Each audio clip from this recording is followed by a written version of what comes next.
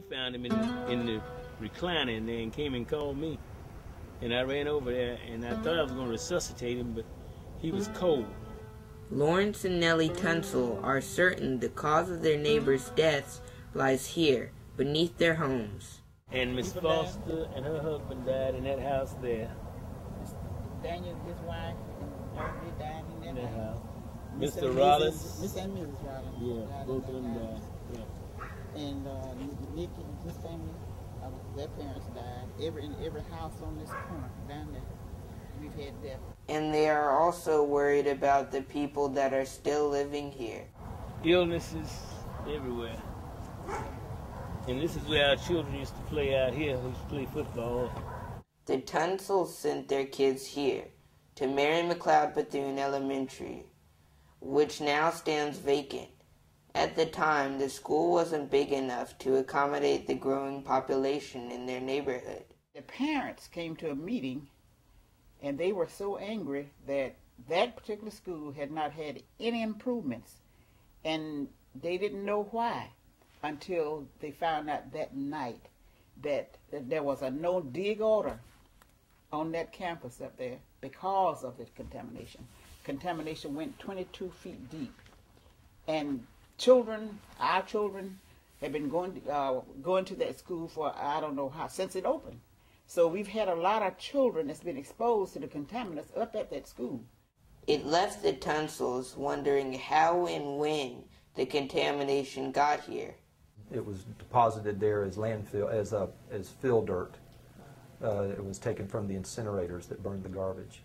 Incinerators like these. 80 years ago, they were a common way of getting rid of garbage throughout Florida. The ash from these incinerators was hauled by the truckload to dump sites like Brown Stump, where Mary McLeod Bethune School was located. I'm outside of a contaminated area. It's fenced. This fence goes around this area, and the Mary McLeod Bethune School. I'm going to try not to get too close to the soil, but this sign says, "Warning: No trespassing. Contaminated area. Avoid contact with soil and water." The incinerators burn down all types of products: tires, appliances, paper products, plastic products, whatever would burn. Typically what we're finding in the incinerator ash residue are arsenic, Lead, Mercury. dioxins. The list numbered 100 or more poison chemicals that's in the soil on these sites. The effects of these chemicals can be very harmful to humans, mentally and physically. Lead is known to be a developmental poison. When ingested by humans at young ages, gets into the bloodstream and causes reduced development, mental development, intellectual development. It made me wonder, why would the city approve of building a school on Brown Stump? Why was the toxic material put in the neighborhood in the first place? I ran across an old document from the 1920s that shows Jacksonville's plan for garbage disposal.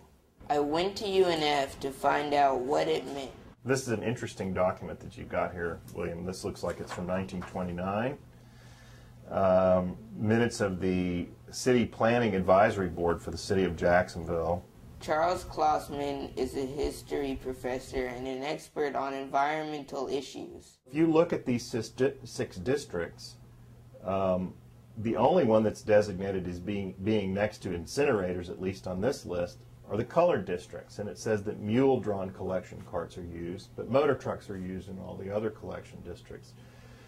I don't know exactly what that means, but I'd certainly want to know a little bit more about why in these colored districts, they're not using automobiles.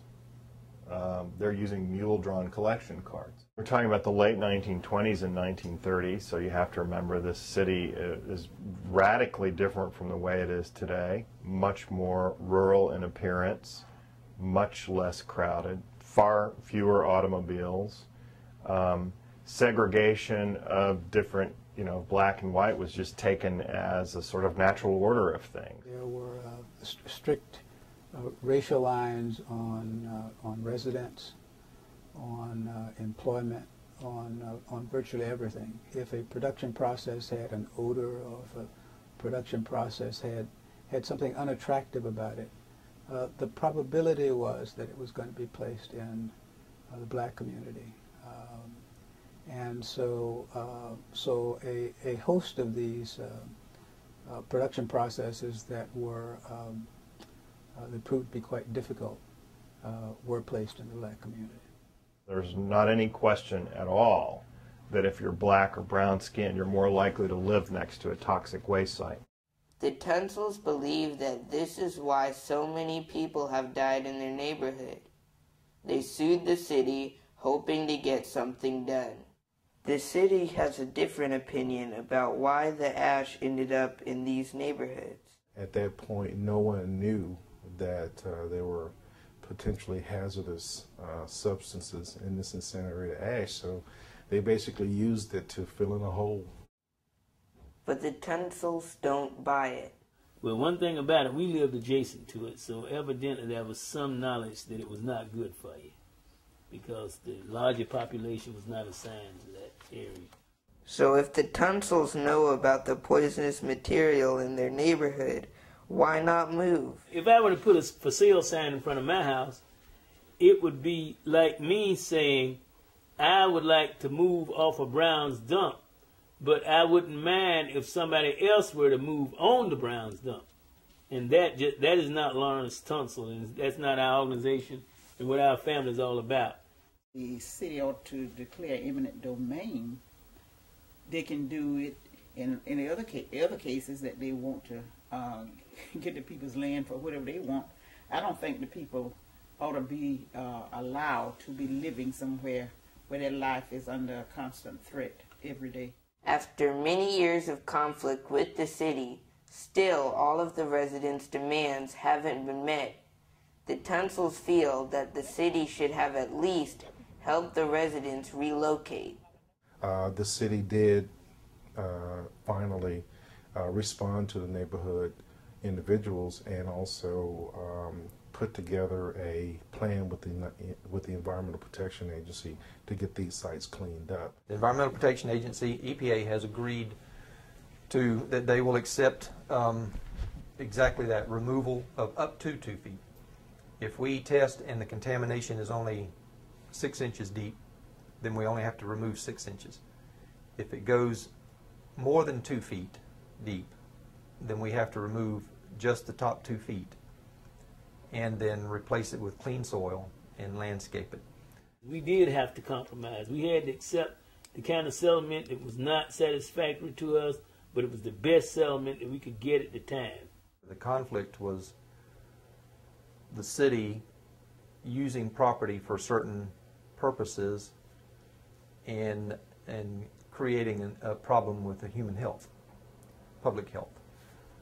The compromise comes from what can we now do to clean it up and make it safe again, and still at the same time not cause financial ruin. We were not able to get them to agree to move the residents, to relocate the residents, and we had to more or less accept the kind of settlement that did not include that. If, for instance, we had said we will not accept anything less than what we asked for, then they could have drawn this thing out for another decade. And you can just imagine, if we have lost all of these people, and God knows we don't have a number on the people we have lost since 1999 to now, if we had to sit around another 6, 8, 9 years trying to get a settlement, then we would have lost just that many more.